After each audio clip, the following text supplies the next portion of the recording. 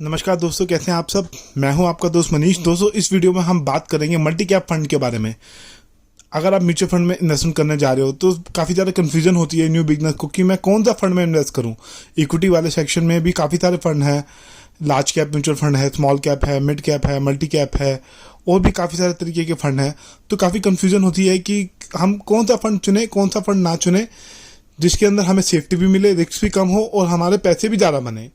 तो सबसे ज़्यादा पैसे मैं आपको बता दूं स्मॉल और मिड कैप के फंड में बनते हैं, क्योंकि वो ऐसी कंपनी में पैसा लगाते हैं जो हाई ग्रोथ कंपनियां होती हैं, लेकिन उनमें रिस्क भी काफ़ी ज़्यादा होता है, क्योंकि वो वॉलेटाइल बहुत होते हैं, फ्लक्चुएट बहुत होते हैं, और उनके अंदर अगर मार्केट में गिरावट आती है तो वो उनके अंदर गिरावट थोड़ी ज़्यादा आती है to compare large cap fund.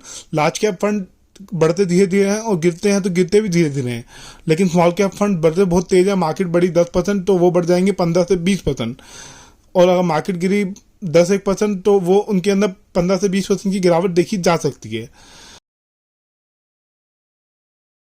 लेकिन अगर स्टेबल फंड मैनेजर है, फंड मैनेजर अच्छा है, उसने डाइवर्सिफिकेशन अच्छे से कर रखा है, तो स्मॉल और मिड कैप के फंड भी कम गिरते हैं मार्केट की गिरावट के हिसाब से।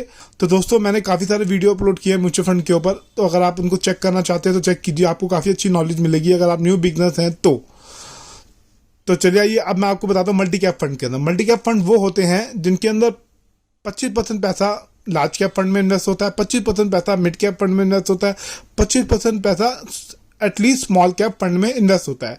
तो एक डाइवर्सिफाइड चॉइस मिल जाती है, मतलब आपको सारी इंडियन स्टॉक मार्केट का जो मिक्सचर है, मतलब स्मॉल कैप स्टॉक में भी आप इन्वेस्ट कर रहे हैं, मिड कैप कंपनीज में भी आप इन्वेस्ट कर रहे हैं, लार्ज कैप कंपनी में भी आप इन्वेस्ट कर रहे हैं।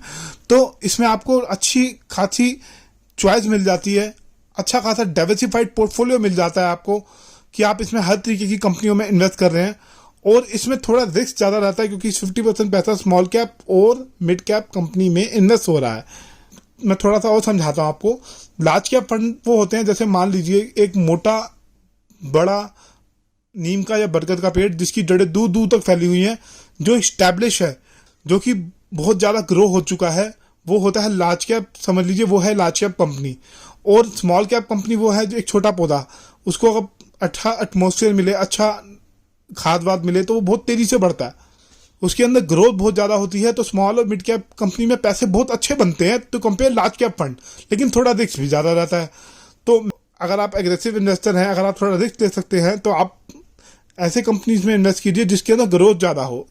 ऐसे फंड में इन्वेस्ट कीजिए जो काफ़ी तेज़ी से रिटर्न बना के दे आपको, जिसके अंदर रिस्क भी कम हो और जिसके अंदर ग्रोथ का बेनिफिट भी आपको मिले।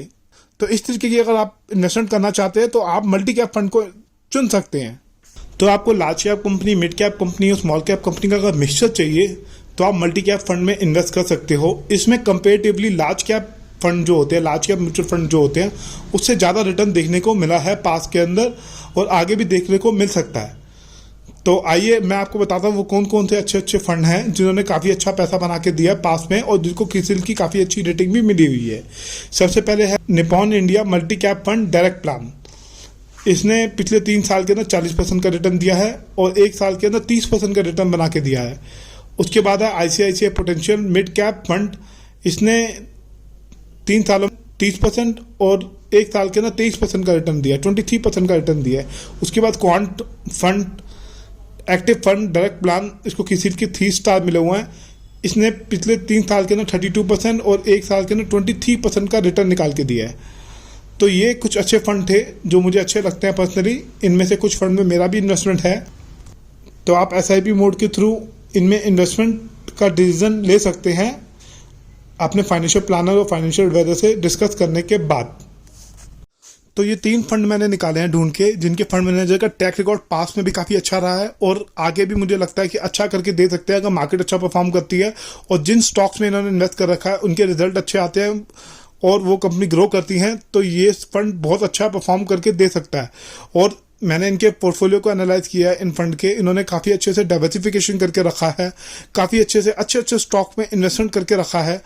तो मुझे ऐसा लगता है कि आने वाले समय में भी ये थोड़ा अच्छा परफॉर्म करके दे सकते हैं, आने वाले समय में भी ये अच्छा रिटर्न बना के दे सकते हैं। अभी तो ये बहुत ज़्यादा बढ़ गए हैं क्योंकि मार्केट ने अच्छा मूव दिखाया, तो काफ़ी अच्छा रिटर्न दिया इन्होंने, लेकिन इनके अंदर करेक्शन होती है।